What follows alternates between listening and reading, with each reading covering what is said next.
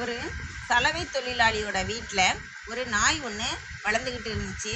ஒரு கழுதையும் இருந்தது.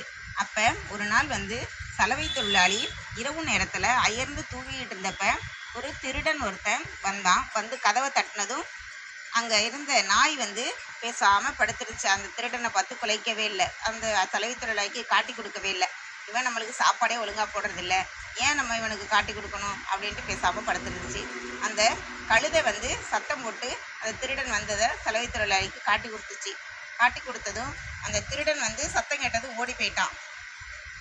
அப்புறமா சலவை தொழிலாளியை முழிச்சு, இந்த கழுதை வேற தூங்குற நேரத்தில் நம்மளை தொல்லை பண்ணுது அப்படின்ட்டு தலையில் ஒரு கட்டையால் அடித்தான். பேசாமல் போய் படுத்துட்டு கழுதை. அதனால நம்மளுக்கு யாருக்கு என்ன வேலை கொடுத்துருக்காங்களோ அதை மட்டும்தான் செய்யணும். தேவையில்லாமல் தேவையற்ற வேலையை செஞ்சுட்டு அந்த கழுதைக்கு ஆன மாதிரி யாருக்கும் நடக்காமல் பார்த்துக்கணும்.